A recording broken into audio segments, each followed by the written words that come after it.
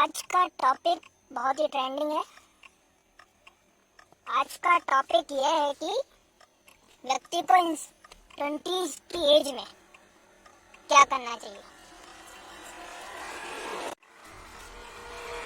I think that व्यक्ति को मतलब कि करियर पे उसका जो सोल फोकस होना चाहिए वो उसके करियर पे होना चाहिए। मतलब कि आजकल जो अपन देख रहे हैं जैसे 20s की बात कर रहे हैं, अगर मान लो जैसे कि जो एज ग्रुप है अपना 21-22 साल का, मतलब कि व्यक्ति जब इंडिपेंडेंट होता है, बाहर जा रहे हैं, कोचिंग कर रहे हैं, तो वो मतलब कि गलत एडिक्शन के अंदर भी आने का उनका मतलब कि बहुत सारा चांस होता है। तो इन सब चीज़ों को हटा के मतलब कि करियर ओरिएंटेड ही व्यक्ति को मेरे हिसाब से होना चाहिए। इसके अलावा एक पॉइंट हो गया करियर फोकस करना। मनी, दूसरा पॉइंट हो गया मनी, फाइनेंसेस मैनेज करना। फाइनेंसेस में मैनेज करना इन द सेंस आपके पास मान लो पैसा है, पैसा नहीं है, दोनों केसेस में अगर मान लो आप सेल्फ अर्न कर रहे हो, आप चाहते हो कि आप सेल्फ अर्न करके आगे बनो, तो उसमें भी आपको जो है फाइनेंस मैनेजमेंट करना बहुत ही इम्पोर्टेंट है। अगर आप यूँ सोचते हो कि मैं आउटिंग कर लेता हूँ, बाहर खा लेता हूँ, ये और वो, तो ये एक्चुअली ये लोग जो बाहर जा रहे हैं, पढ़ने जा रहे हैं, इनको जो घर से पैसे मिलते हैं खर्च करने के लिए, मंथली पॉकेट मनी मिलती है, तो इनसे ये लोग नहीं सीख पा रहे कि फाइनेंस कैसे मैनेज करना है। मंथली अलाउंस तो इनके लिए एक तरीके से चंप चेंज है। तो मंथली अलाउंस इनको घर वाले दे रहे हैं कि आजकल मतलब कि as a common particular group की बात नहीं करते हुए मोस्ट ऑफ द पीपल के साथ यही हो रहा है कि जो इनको घर से जो अलाउंस मिलती है ना, वो तो इनका गर्लफ्रेंड वगैरह पे ही उड़ जाता है मतलब तो उनका फोकस नहीं है, मतलब नॉर्मल इस बात ये है कि उनका फोकस नहीं है किसी चीज पे। और क्या, घर से जो अलाउंस मिल रही है उसमें तो रेंट, गर्लफ्रेंड, बस दोनों चीजें हो रही है। बाकी तो जो भी है, कुछ व्यक्ति जो इन द सेंस अगर मान लो कोई जॉब भी कर रहा है बाहर रह के, तो वो भी मतलब कि अगर मान लो इन सब चीज़ों में है, अगर वही बात आ जाती है वापस से फाइनेंस मैनेजमेंट वाली, अगर वो उसके फाइनेंसेस को मैनेज करके नहीं चल रहा है तो फिर वो भले ही डे टाइम नाइट टाइम जो भी जॉब भी कर ले, बाकी पैसा उसका जाना ही है। तो क्या जॉब के बारे में सोचना उसके लिए सही टाइम है? अब नेक्स्ट क्वेश्चन,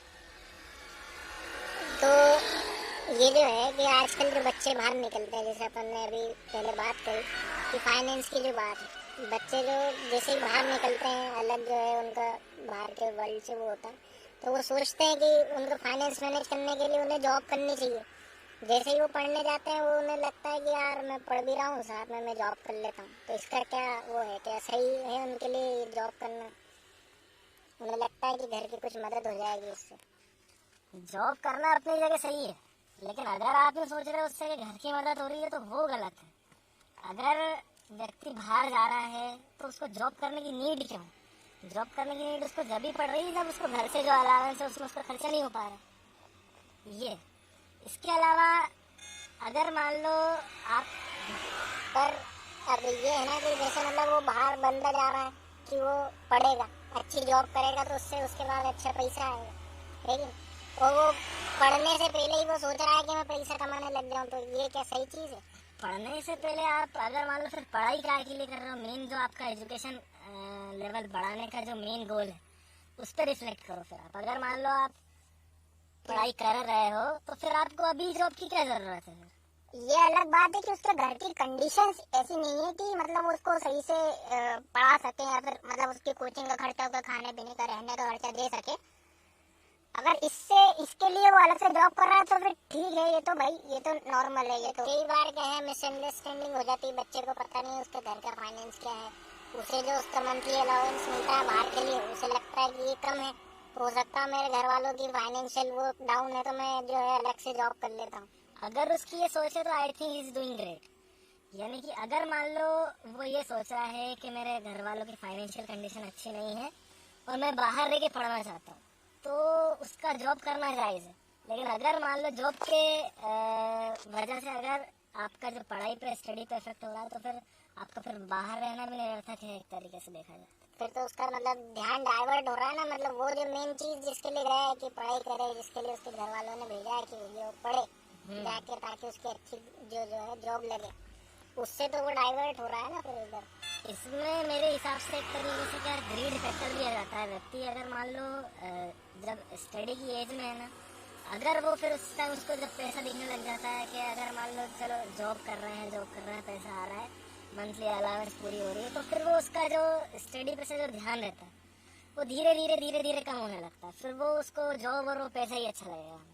तो क्या है कि उनके जो दोस्त उन्हें मिलते हैं, कुछ उसमें बहुत ज्यादा अमीर रहते हैं जिनके साथ में उनका इंटरेक्शन होता है, तो उन्हें लगता है कि यार इसकी जो लाइफ स्टाइल है वो ज्यादा अच्छी है, तो भले ही उसको मंथली अलाउंस उसके जो नीड है उसके हिसाब से पर्याप्त मिलता है, पर उसे जो उस बंदे को देख के ऐसा लगता है कि यार कम पैसा है, फिर वो अगर उस पे जाता है तो वो गलत है ना। वो तो ये बात है कि उसका फोकस नहीं है, उसके मेन मोटिव का फोकस नहीं है, जब तो वो डाइवर्ट हो रहा है। अगर उसका फोकस होता तो वो अपनी पढ़ाई पे ही फोकस करता। अगर आप कभी भी बाहर जैसे स्टडी करने गए हो तो comparison is your worst enemy. आप किसी भी चीज़ में कंपेयर कर रहे हो, आप ग्रेड्स में कंपेयर कर रहे हो, आप आपके फ्रेंड से अगर मनी में कंपेयर कर रहे हो, तो वो सबको मतलब कि अपनी अलग अलग लेवल पे रह के चलना पड़ता है। जब तक आप बाहर मौज करने नहीं गए हो, फ्रेंड से कंपैरिजन करने नहीं गए हो, आप हासिल करने गए हो बाहर ताकि स्टडी करके जो भी डिग्री मिले, प्लेसमेंट हो, इन सब से आगे चल के मतलब कि जो मेरा फ्यूचर है वो थोड़ा सा बेटर बने। नेक्स्ट क्वेश्चन ये है कि आपके हिसाब से आपको क्या लगता है कि शादी की सही उम्र क्या होना चाहिए? मेनली शादी आपको आपके 20s में ही कर लेनी चाहिए अगर आप अभी स्टेबल हो तो। मेनली जैसे क्या होता है कि जैसे 22 की उम्र में आपका कॉलेज कंप्लीट हो जाता है, 22 की उम्र में आपकी एक तरीके से अंडर ग्रेजुएट डिग्री कंप्लीट हो जाती है, प्लेसमेंट लग जाता है, अच्छी बात है। इसके अलावा अगर मान लो ये कंडीशन कब की है, जब आपकी इकोनॉमिक कंडीशन थोड़ी खराब हो। अगर मान लो आपकी इकोनॉमिक कंडीशन अच्छी है, बिजनेस है, तो मेरे हिसाब से जो एज होती है वो 24-25 के लगभग आपको मैरिज कंसिडर कर लेनी चाहिए। पर इसमें भी बहुत सारी मिसअंडरस्टैंडिंग हो जाती है। बंदे का पहला जब प्लेसमेंट लगता है नया, वो सोचता है कि चलो यार सेटल हो गया, घर वालों ने भी सोचा चलो अच्छी जॉब मिल रही है, 60-70 हजार रुपये बंदा कमा रहा है, तो अपना अब घर जो है ये चला लेगा। पर उन्हें ये नहीं मालूम कि अभी उसे करते हुए जो है 2 या 4 या महीने या 1 साल ही हुआ है लगभग, पर वो अभी स्टेबल नहीं, उसने अभी इतना पैसा नहीं कमाया। बस ये है कि उसकी एक अच्छे बेसिक सैलरी पे उसकी जॉब लग चुकी है, पर वो उस बंदे को जब तक शादी नहीं करनी चाहिए जब तक उसके पास इतना सेविंग नहीं हो जाए कि अगर उसकी जॉब किसी कारण से चली भी जाए तो उसका पत्नी जो है और बच्चे वगैरह जो है उनका ध्यान रख सके। जो 60 और 70 की जो सैलरी वाला जो पैकेज है वो मेरे हिसाब से वो तो मतलब कि एक तरीके से बहुत ज्यादा हो गया। मैं एक कहानी बताता हूँ। मेरा एक दोस्त था, वो क्या था कि बैंकिंग के सेक्टर में था वो, मतलब कि अभी अभी बैंकिंग में नया लगा हुआ था। अब क्या होता है, अभी उसके घर वाले से शादी की बातें करते हैं, शादी कर ले बेटा, शादी कर ले बेटा, शादी कर ले। अब घर वालों को उसकी रियल कंडीशन नहीं बता रही थी कि जो नए बैंकिंग सेक्टर में जो व्यक्ति जाता है तो उसकी सैलरी सब कुछ मतलब ओवरऑल 14-15 हजार होती है और इन हैंड उससे भी कम आती है। तो वो व्यक्ति मतलब कि बीवी जो मतलब अरेंज मैरिज ही कर रहा था वो, लेकिन उसने उसकी बीवी को फ्लैट करने के लिए उसने लोन लेके एक फ्लैट खरीद लिया। इसके अलावा जो प्राइवेट लोन लेते हैं उनसे फ्लैट में फर्नीचर वगैरह सब मंगवा लिया, शादी वगैरह भी हो गई। लेकिन उसके बाद जब वो शादी करके बीवी घर आई, उसकी मतलब उसकी वाइफ घर आई, तो वो मतलब शी वाज शॉक्ड कि जब उसको रियलिटी चेक हुआ, तो उसको रियलिटी पता लगी कि मेरा हस्बैंड तो लोन के नीचे और मेरे घर वालों ने मतलब मेरी इससे शादी करी। तो अब भैया उसको सब कुछ रियलाइज हो गया, लड़की को भी रियलाइजेशन हो गया, लड़का भी मतलब उससे झूठ छुपा नहीं पाया। आखिर कब तक छुपा पाता वो? अब उसको लड़की को जब रियलाइज हुआ तो वो मायके जाके बैठ गई। फिर उसके मतलब कि लड़की के पापा को रियलाइज हुआ। इसके बाद ले रहे के उन्होंने मतलब सेटिंग से लड़की की जॉब लगवाई और आज वो लड़की मतलब कि एक तरीके से घर चला रही है, लड़के को भी पाल रही है। तो मैरिज के दो एस्पेक्ट होते हैं। अगर मान लो आप स्ट्रगलिंग है, अगर मान लो आपका खुद का पेट पालने के आपके पास पैसे नहीं, तो फिर शादी करना मेरे हिसाब से कोई सेंस नहीं है। लेकिन हाँ, अगर आपने मतलब कि सब कुछ सेटल हो चुके हैं, अच्छा पैकेज लग चुका है, जैसे कि 50-60 भी मेरे हिसाब से आज एक एवरेज फैमिली का पेट भरने के लिए इनफ है। यानी कि हमारे दो टाइप, तो एक एवरेज फैमिली का पेट भरने के लिए 50-60 हज़ार रुपये तो मैं आई थिंक इनफ है। और अगर इतने का पैकेज आपका लगता है तो आप आगे भी मेरे ख्याल से इससे ऊपर इंक्रीमेंट ही होगा, और शादी कंसिडर कर लेनी चाहिए। इसके बाद बिजनेस जो है, बिजनेस वालों को तो फिर कंसिडर कर ही लेनी चाहिए। मेरे हिसाब से आइडियल एज जो शादी की है 24 to 26 है। हाँ, तो आपके हिसाब से 24 से 26 की उम्र सही है मैरिज करने के लिए, शादी करने के लिए, राइट जी। तो अगर वो 24 से 26 की उम्र में शादी कर लेगा तो नॉर्मल सी बात है, 23 तक तो वो पढ़ ही रहा था, 23 तक तो वो बस पढ़ता ही आया है, तो वो फिर मतलब बाहर घूमेगा वगैरह, उसकी लाइफ कब जिएगा? 24 से 26 जब एक स्टेबल सोर्स ऑफ इनकम आपका स्टेब्लिश हो जाए तब। अगर मान लो कुछ लोग ऐसे भी हैं जो 25 की उम्र में भी अनएम्प्लॉयड हैं, नो ऑफेंस, लेकिन फिर भी अगर मान लो जैसे आपका जितनी जल्दी आप फाइनेंशियली स्टेबल होते हो, आपको मेरे हिसाब से मैरिज कर लेनी चाहिए। क्योंकि एक तरीके से अगर आप जैसे मेन चिक साइड चिक वाली थ्योरी भी अगर आप चलाएंगे तो कब तक चला पाएंगे? मतलब कि अगर मान लो आपकी एक मेन चिक है, एक मेन गर्लफ्रेंड है, साइड गर्लफ्रेंड भी आपने मेंटेन कर रखी है, या फिर आपने एक मेन गर्लफ्रेंड मेंटेन कर रखी है, लेकिन एक तरीके से जो अपना इंडियन स्टैंडर्ड है, वो लड़की जो आपने अगर मान लो फॉर एग्जांपल कोई गर्लफ्रेंड है, तो वो लड़की के पेरेंट्स भी यही चाहेंगे कि अगर मान लो लड़की 24-25 की हो गई है तो उसकी मैरिज कर दी जाए। थोड़ा सा इन एस्पेक्ट्स को भी आपको ध्यान में रख के चलना पड़ता है। और जहाँ तक बात आई फन की, इंजॉयमेंट की, तो वो आप आपके होमीज के साथ कभी भी कर सकते हैं। मैरिज हो गई 26 में, अगर मान लो शादी हो गई, तो आप अगर मान लो बॉयज ट्रिप पे जाना चाहते हैं तो आप बॉयज ट्रिप पे जाओ, आपकी वाइफ के साथ उसको अगर कहीं घूमना है तो आप उसको भी घुमाने लेके जा सकते हैं। इसमें एक बड़ा फैक्टर यहाँ पे क्या काम कर रहा है कि आप फाइनेंशियली स्टेबल हैं।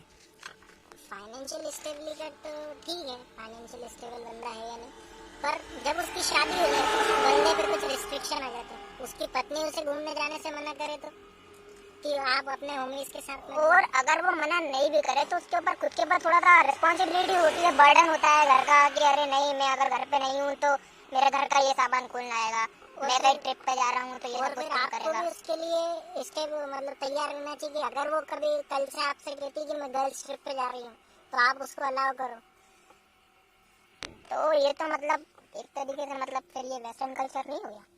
गर्ल्स ट्रिप के बारे में एक बहुत इंटरेस्टिंग बात मैं कहना चाहूँगा। मतलब कि लोगों को मिसोजिनिस्ट भी लग सकती है बात, लेकिन फिर भी मैं कहना चाहूँगा कि सबसे पहले तो जो गर्ल्स ट्रिप पे लड़की जाना चाहती है, भले ही वो मेरी गर्लफ्रेंड है, भले ही वो मेरी वाइफ बन चुकी, लेकिन फिर भी मेरे को मतलब उस पर इतनी अथॉरिटी होनी चाहिए कि I should know her every girl best friend.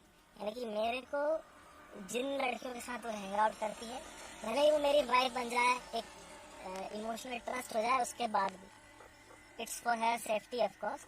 लेकिन मेरे को मतलब कि जो भी लड़कियां जिनके साथ वो हैंग आउट कर रही है, girls night out, girls trip पे जा रही है, उनके बारे में, उनकी इन्फॉर्मेशन, उनके कैरेक्टर के बारे में मेरे को पता होना चाहिए।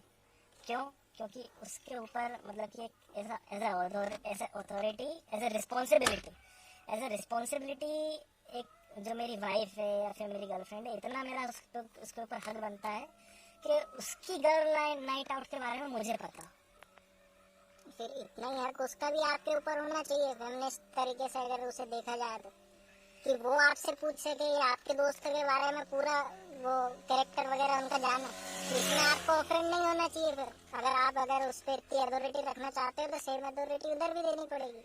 Girls night out in the sense नहीं क्यों कह रहा हूँ कि मेरे को इतनी इन्फॉर्मेशन होनी चाहिए, क्योंकि गर्ल्स नाइट आउट में क्या होता है, होम स्टे। इधर अगर मान लो बॉयज नाइट आउट होता है तो फिर पुलिस स्टेशन के केस होते हैं डायरेक्ट। मतलब आपके हिसाब से पत्नी को ही बता के जाना चाहिए कि कहीं पे अगर नाइट आउट भी जा रहे हैं तो उसको बता के जाना चाहिए, और मेरे दोस्त ये लोग हैं, ये हैं, हम लोग इस गाड़ी से जा रहे हैं, यहाँ जा रहे हैं, ये सब कुछ बता के जाना चाहिए। नहीं, मुझे पता होना चाहिए वो किसके साथ जा रही है।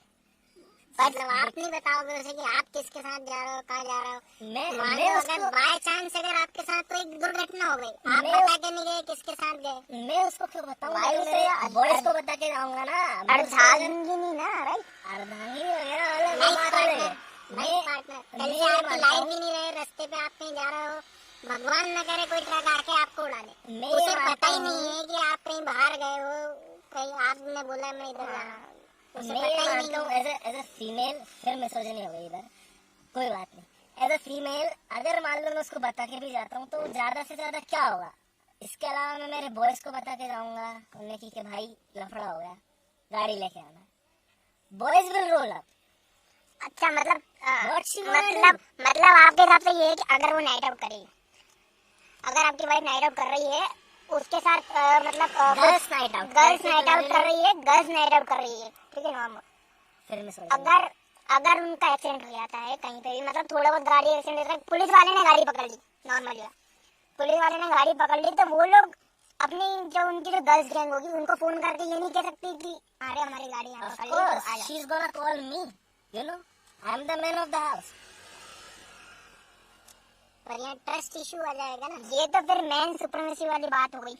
ट्रस्ट इशू भी तो बन रहा है। मेरे हिसाब से मुझे नहीं बता रहे हो, मेरे हिसाब से अगर मान लो मैं यूँ बोलूँ कि men are strong physically and mentally, अगर मान लो मैं इस चीज को ऐसे बोलूं, अगर मान लो मैं इस चीज को ऐसे भी बोल सकता हूँ, girls are weak, simple, girls are weak, men are strong, girls are week.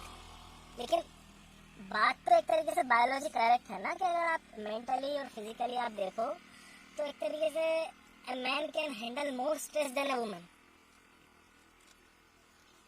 पर उसमें ट्रस्ट इशू तो आ रहा है ना कि आप अगर अपनी कुछ चीजें उसको शेयर ही नहीं कर रहे, वो आपको हर चीज शेयर करे, तो उसे फिर एक थोड़ा मन में लगेगा ना कि ये तो गलत हो रहा है उसके साथ। मेरे वो हर चीज बता रही है, आप उसे बिल्कुल भी कुछ वो बताते ही नहीं हो। मेरे हिसाब से मेरे को ऐसी गर्लफ्रेंड या फिर मेरे को ऐसी वाइफ चाहिए ही नहीं, जो कि मतलब कि एक तरीके से high IQ, mentally stable, stress tolerated हो।